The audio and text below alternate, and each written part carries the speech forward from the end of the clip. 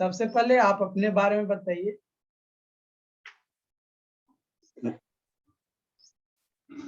मेरा नाम दीपक आनंद है और मैं सारण डिस्ट्रिक्ट से बिलोंग करता हूँ। मैंने अपना मैट्रिकुलेशन बीएलडी नेशनल कॉलेज से किया है। इसके बाद हमने डिप्लोमा किया है राजकीय पॉलिटेक्निक गोपालगंज से 17 से 20 सेशन में। इसके बाद वर्तमान में मैं मोतिहारी कॉलेज ऑफ इंजीनियरिंग का स्टूडेंट हूँ और मैं वहाँ ट्रिपल ई ब्रांच से बीटेक कर रहा हूँ। ओके, डिप्लोमा आप किस ब्रांच से थे? Electronics engineering. तो लैटरल एंट्री का प्रिपरेशन आप एग्जाम का डेट से कितने दिन पहले स्टार्ट किए? सर ये मेरा सेकेंड अटेम्प्ट था। इसके बीच में सर हमने लुमिनस में काम किया है लगभग 6 महीना सर। ओके, उसके साथ साथ हमने सर तैयारी किया है। वर्क के साथ साथ आपने जो है तैयारी किया? Yes sir. जब तैयारी कर रहे थे तो सबसे ज्यादा किस सब्जेक्ट पे फोकस किए थे? सर तैयारी के दौरान सर बहुत सारी डिफिकल्टी होती है, इसको मद्देनजर रखते हुए सबसे पहले सर हमने इंग्लिश के क्षेत्र में अधिक मेहनत किया है। कारण कि हम जब फर्स्ट अटेम्प्ट में थे तो उस समय हमको कुछ भी मालूम नहीं था, गाइडेंस नहीं था, जिसके कारण सर मैं फर्स्ट अटेम्प्ट में नहीं कर पाया बीटेक। उसके बाद मैं सर BCCLE एकेडमी के थ्रू इंग्लिश का तैयारी किया एट फर्स्ट। कारण कि वहाँ इंग्लिश अगर क्वालिफाई नहीं हो पा रहा है देन ये हम लोग अगर सब चीज अच्छा रहते हुए भी आप डिस्क्वालीफाई माना जाएगा आपको। अतः हमने सबसे अधिक मेहनत इंग्लिश पे किया था सर। ओके, इंग्लिश में सबसे ज्यादा किस टॉपिक को आपने फोकस किया है? सर इंग्लिश में अगर देखा जाए तो सबसे अधिक क्वेश्चन आता है सिमिमाइल से आता है 5 क्वेश्चन लगभग। उसके बाद कलेक्टिव नाउन से सर आता है, लेकिन सर अगला हर साल प्रीपोजिशन से लगभग सर 5 क्वेश्चन आता था, लेकिन इस सर एक भी क्वेश्चन नहीं आया है। यहाँ प्रीपोजिशन के स्थान पर इस साल एक सर नया टॉपिक डाला है जो एडिशनल टॉपिक है जिसका नाम है एब्रीविएशन। अच्छा, प्रीपोजिशन से तो आया था आपका क्वेश्चन इस बार, एडजेक्टिव से नहीं आया था। ये sir adjective, I am sorry sir, adjective topic sir था जिससे 5 क्वेश्चन हर साल आता था, लेकिन इस साल सर क्वेश्चन नहीं आया था। ओके, उसके बाद ये तो चलिए, ये तो पास होने के लिए आपका जरूरी है टेक्निकल इंग्लिश। इसके अलावा जो यस दो सर। सब्जेक्ट्स है उसका तैयारी कैसे किया? सर एक्चुअली क्या होता है कि सर जो हम लोग का ये हम लोग का जो सर मैथ होता है वो हाई सेकेंडरी मैथमेटिक्स सर पढ़ना होता है। तो सर यहाँ हम लोग जो नॉर्मल हम लोग का जो सिलेबस है, जैसे जैसे एक बुक आता है सर उस जैसे फाउंडेशन का, वो जो बुक है सर उसके थ्रू हम लोग केवल सेट देख सकते हैं, उस टाइप से क्वेश्चन आता है, बट वो क्वेश्चन रहता नहीं एक्चुअल में। और सर बुक जहाँ तक मैथमेटिक्स का बात है तो उसके लिए सर आप अगर गेट वगैरह का तैयारी कर रहे हैं तो वहां से बेहतर रहता है। ऐसा BS अग्रवाल सर जो बुक है वो मैथमेटिक्स के लिए अच्छा है सर। और मैकेनिक्स के लिए? मैकेनिक्स के लिए सर RS कुर्मी। यहाँ से सर मैकेनिक्स जो है सर मैकेनिकल और सिविल बैकग्राउंड के लिए सर बेहतर होता है, इसलिए उन लोगों को अधिक मैकेनिक्स पर ध्यान देना चाहिए। हम लोग का तो सर उतना अच्छा नहीं था मैकेनिक्स, बट सर कुछ जो चैप्टर हैं उनसे कुछ, जैसे हो गया आपका work power energy, law of motion, उसके बाद सर फ्रिक्शन, यहाँ से कुछ सवाल बन सकते हैं। ओके, आपने कितना क्वेश्चन बनाया था मैथ्स और मैकेनिक्स मिलाकर? लगभग सर 13 क्वेश्चन बनाया था लगभग। 13 क्वेश्चन। कितना रैंक आया है आपका? हमारा सर जनरल रैंक है 389 एंड कैटेगरी रैंक था OBC 2 में हम लोग आते हैं सर, तो हम लोग का वहाँ रैंक था 170 sir. 170, 389। Okay, that's great. Yes sir. तो आप 1 साल गैपिंग के बाद फर्स्ट अटेम्प्ट लिए थे सेमेस्टर के साथ। Yes sir, yes sir. तो इस बार जो है बहुत ज़्यादा टाइम दिया जा रहा है, सेमेस्टर एग्ज़ाम्स के बाद भी 30 दिन का टाइम है।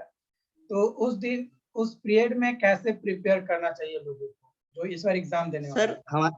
हमारे हिसाब से सर अगर कोई तैयारी कर रहा है तो सबसे पहले उसको इंग्लिश को लेकर रेगुलर ये प्रैक्टिस जो लाइव सेशन हो रहा है सर,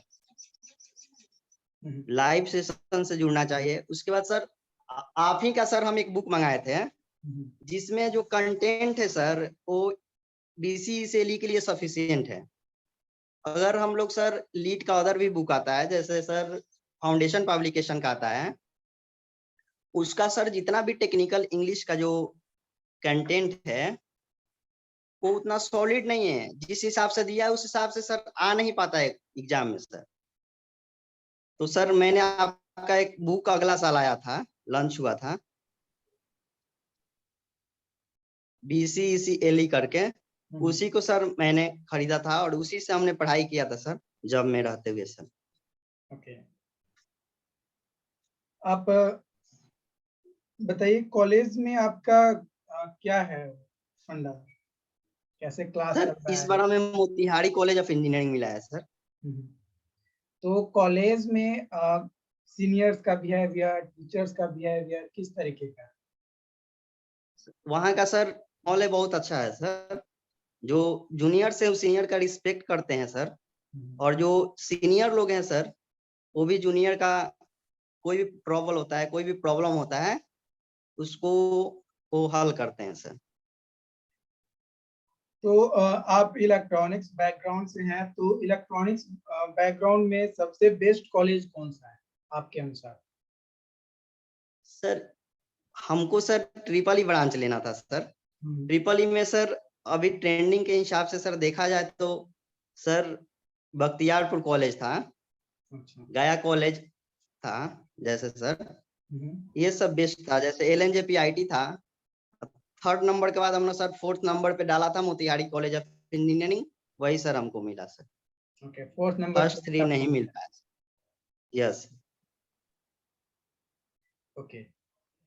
कोई सजेशन देना चाहेंगे जो इस बार अच्छे से तैयारी करें और अच्छा रैंक, जैसे आपका भी कोई खराब रैंक नहीं है, 389 एक एवरेज कह सकते हैं।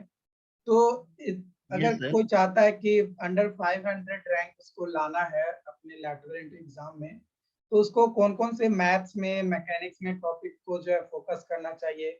और इंग्लिश तो कंपल्सरी है ही, तो उसको छोड़कर मैथ्स और मैकेनिक्स में कौन-कौन से टॉपिक्स उसको पढ़ना चाहिए, ताकि अंडर 500 उसका रैंक आ सके?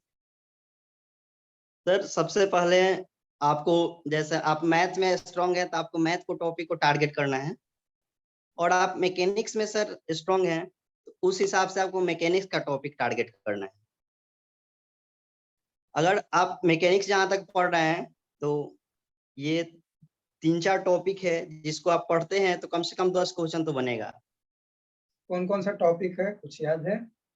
जैसे सर वर्क पावर एनर्जी, हुँ। उसके बाद हम लोग आते हैं तो उस वर्क पावर एनर्जी के बाद सर आता है लॉ ऑफ मोशन हो गया जैसे, उसके बाद सर फ्रिक्शन हो गया आपका। ये सब जो टॉपिक है सर वो इम्पोर्टेंट है मैकेनिक्स के पॉइंट ऑफ व्यू से सर। ओके, और मैथमेटिक्स अगर जिसका सर आप सब्जेक्ट है? जहाँ तक मैथ का सर, मैथ का जहाँ तक सवाल है तो मैथ में सर आप मैट्रिक्स से स्टार्टिंग कर सकते हैं, मैट्रिक्स पढ़ सकते हैं, डिटर्मिनेंट पढ़ सकते हैं। यहाँ से जो सवाल आता है सर वो बन सकता है। डिटर्मिनेंट उसके बाद में सर आपको अगर रैंक अब अच्छा लाना है तो उसके लिए सर आप सॉलिड ज्योमेट्री वगैरह ये सब पढ़ना पड़ेगा आपको। डिफरेंशिएशन और इंटीग्रेशन, इंटीग्रेशन में सर मल्टीपल इंटीग्रेशन आया था जो हम लोगों से सर नहीं हल हो पाया था सर। अच्छा, डबल और ट्रिपल आया होगा। Yes sir, yes sir. Double तक तो सर ठीक है, ट्रिपल आ जाता है तो सर दिक्कत हो जाता है सर। अच्छा, डबल तक बन जाता है। Yes sir, yes sir. Okay. तो फाइनली आप कोई वैसी बात बताना चाहते हैं आप अपने जूनियर्स को कि इस बार जो भी एग्जाम देंगे वो आपके अल्टीमेटली चाहे आपके कॉलेज में पढ़ें या ना पढ़ें बट वो आपके होंगे जूनियर ही, तो उनको और क्या सजेशन देना चाहते हैं लैटरल एंट्री को लेकर? सर सबसे पहला बात कि सर यदि आप बीसीसीएलई का एग्जाम देने जा रहे हैं सर, तो उसमें 3 सब्जेक्ट रहता है, 50-50 जो क्वेश्चन है तीनों सब्जेक्ट से सर बिलोंग करता है। जैसे फर्स्ट में मैथमेटिक्स का 50 क्वेश्चन रहता है सर, उसके बाद मैकेनिक्स का 50 क्वेश्चन रहता है, उसके बाद इंग्लिश में 50 क्वेश्चन रहता है सर। तो सबसे पहले हमें जो अटेम्प्ट करना है सर इंग्लिश को ले करना है। सबसे पहले इंग्लिश में कम से कम 20 क्वेश्चन को अटेम्प्ट कर देना है, कारण कि इसमें माइनस मार्किंग होता है। और यदि आप कंफर्टेबल हैं कि ऑल जितने हम बनाए हैं सही है, तो आप 15 को लेकर चलिए। मैंने एक सेफ इसके स्कोर से बाद भी थोड़ा ज्यादा लेकर चलते हैं। Yes sir, yes sir. Okay, और उसके बाद सर आप मैथ को बना सकते हैं, उसके बाद मैकेनिक्स को बनाइए। और इंग्लिश पर सर ज्यादा ध्यान इसलिए देने की आवश्यकता है कि आप सभी सब्जेक्ट आपका अच्छा है और इंग्लिश अच्छा नहीं है तो आप डिस्क्वालीफाई हो जाएगा, जो सर हम लोग के साथ एक बार हो चुका है। तो हम लोग नहीं चाहते हैं कि हम लोग के जो जूनियर्स हैं उन लोग के साथ सर ये हो। तो जब एक बार आप डिस्क्वालीफाई हुए तो फिर उसमें आपके अंदर मोटिव कहाँ से आया कि नहीं मुझे अगला बार रीअटेम्प्ट देना चाहिए? सर फर्स्ट अटेम्प्ट में नहीं हो पाया, उसके बाद सर मैं थोड़ा सर घबरा गया था कि होगा कि नहीं होगा। उसके बाद सर मैं डिप्लोमा कर रहा था, उसी के बीच में सर जैसे ये यूट्यूब है तो यूट्यूब से हम लोग देखते रहते हैं कि इसके प्रिपरेशन के लिए क्या बेहतर है। तो फिर हम लोगों ने जैसे आपका यूट्यूब चैनल जैसे एक बीसीसीएलई एकेडमी का आ रहा था सर, उस पर सर लाइव टेस्ट वगैरह चलता था सर। उसको देखकर सर हम लोग लाइव सेशन में ही हमारा सर जो ये क्लास चलता था 12 से 2 बजे के बीच में होता था सर जनरली। तो उस समय सर हम लोग लाइव ही अटेम्प्ट कर लेते थे और बाद में उसको फिर से एक बार रिवीजन वगैरह कर लेते थे सर। सर जो आपका इंग्लिश का कंटेंट है वो सफिशिएंट है बीसीसीएलई के लिए, हम लोग तो सर वहीं से उतना कर पाए हैं सर।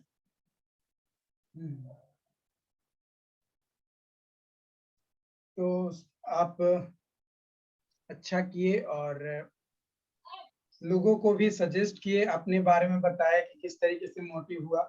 तो आप जो है जब वर्क करने गए होंगे तो आपको और भी डिफिकल्टीज हुआ होगा पढ़ने के दौरान, तो उस टाइम को मैनेज आप कैसे किए? कई सारे लोग अभी वैसे भी होंगे जो सर नौकरी के साथ कर जैसे रहे आप हैं। यस सर, जैसे सर हम लोग नौकरी में जाते हैं तो इंजीनियरिंग बैकग्राउंड के लिए जो सर किसी भी कंपनी का क्राइटेरिया होता है वो 3 शिफ्ट में होता है सर। जैसे एक जो शिफ्ट होता है सर 7 से 3 का होता है, एक होता है सर 3 से 11 का होता है, और एक से शिफ्ट होता है सर 11 से लेकर 7 बजे तक होता है सर। तो जनरली सर हमने बी शिफ्ट में ही ड्यूटी किया था जो 3 से 11 था सर। तो इस बीच हम लोग जो सर 12 बजे से 2 बजे के बीच में लगभग सेट का जो काम होता था सर, जो लाइव सेशन चलता था उसको देख लेते थे सर। और क्या होता था सर, मॉर्निंग में हम लोग डेली ये इंग्लिश का तो रिवीजन सर डेली किया हूँ, उसके बाद जो मैथ वगैरह है ये सब बनाता था उसी समय। कहने का मतलब है कि सर 7 से 3 बजे के बीच में सर मैं पढ़ लेता था। उसके बाद 2:30 बजे से ड्यूटी जाता था, फिर 3 बजे ड्यूटी हो जाता सर, 11 बजे आता था, आराम से खाकर सो जाता था सर। तो कोई सर डिफिकल्टी विशेष नहीं हो रहा था सर। अच्छा, जो लोग इस बार हो सकता है कई सारे वैसे होंगे जो as a part time job कर रहे होंगे और वो तैयारी कर रहे होंगे, यस तो सर, उनको क्या सजेस्ट करना चाहते हैं? पहले सर उन लोग को सजेस्ट करना चाहते हैं सर कि जो सर अगर आपको टाइम नहीं मिल पाता है पढ़ने का उस लाइव सेशन को, तो आप बाद में उसको जरूर देखिए और कोशिश कीजिए कि जो आपका रिवीजन हो वो डेली करें। आप जब भी आपको टाइम मिले, जरूरी नहीं है कि आप जिस टाइम जॉब करते हैं उसी टाइम आपको पढ़ना है, नहीं, आपको जब आपको कंफर्टेबल लगे, जब आपको समय मिले आपको पढ़ना है, जैसे भी पढ़ना है, लेकिन पढ़ना है। ये बात आप ठान लीजिए कि हमको पढ़ना ही है, 1 घंटा पढ़ना है या 2 घंटा पढ़ना है, बट पढ़ना है सर। ओके, नहीं एक बस हमें मालूम होना चाहिए कि हमें 2 घंटा पढ़ना है, तो 2 घंटा पढ़ना है, जब हमें फ्री टाइम मिलेगा तब पढ़ना है। Yes sir, yes sir. Okay, चलिए आप अपना कीमती समय निकाल कर हमारे साथ जुड़े, उसके लिए थैंक यू। और लोगों को भी जो है सजेस्ट किए, आपका जो भी दिक्कत आपने जो झेला वो आने वाले समय में लोग न झेले, इस चीज को भी आपने बताया, उसके लिए again yes thank sir, you. Thank you sir, आपको भी सर।